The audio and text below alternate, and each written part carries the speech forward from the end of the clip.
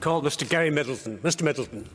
Thank you, Temporary Speaker, and can I thank my colleagues for bringing this very important motion forward, and to those who brought amendments as well. Thank you for that. I think that it adds to the motion and puts a greater emphasis on it as well. Can I also thank the Minister for his attendance, and I know that his short time in office he has already shown a genuine commitment to addressing mental health challenges, and he is committed to doing his share, as others have put it.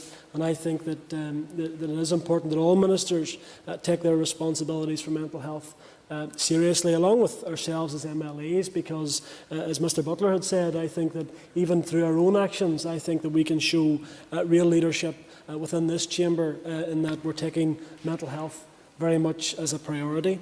COVID-19 has brought many challenges impacting on mental health. Illness and the loss of life, bereaved families unable to attend and being with their loved ones. Many of us took for granted being able to visit our families, our grandparents and our parents.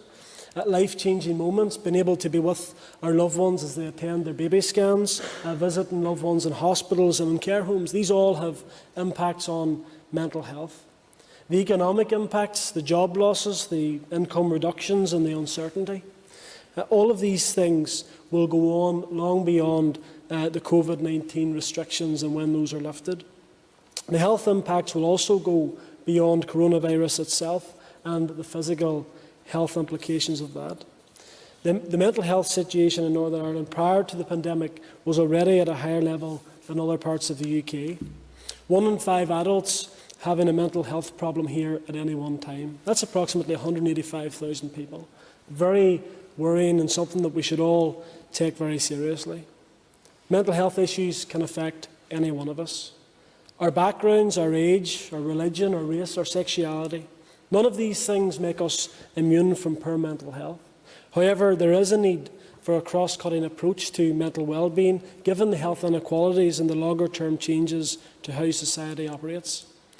In terms of coronavirus, health inequalities research by the Department for Health has indicated strong links between deprivation, age and gender on infection and admission rates with the virus.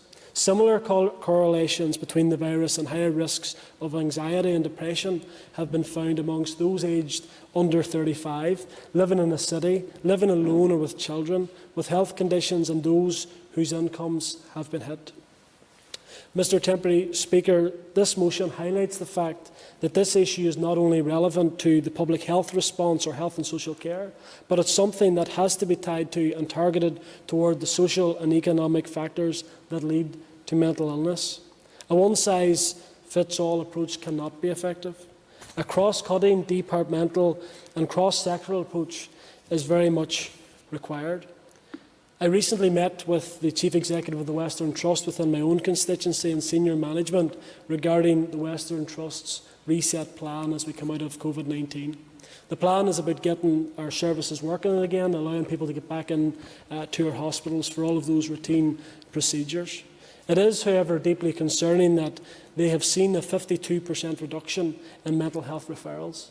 That is something that should absolutely concern us, because given the evidence that has been produced, it suggests that COVID-19 has had a severe impact on people's mental health. The restrictions placed on personal freedoms and everyday social interaction during lockdown have had a profound impact on emotional and psychological well-being of people living in our community.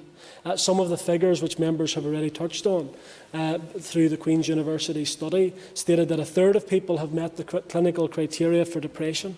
That's a very stark statistic. 1 in 5 meet the criteria for COVID-19 related PTSD due to the pandemic. The research also indicated that incidences of mental ill health in Northern Ireland during COVID-19 have continued to reflect the 25% higher prevalence than other parts of the UK. My colleague Pam Cameron highlighted the conclusion of that report, and it stated that funding should be provided to ensure that the support is there. And finally, I just wanted to comment in relation to the crisis intervention service within my own constituency.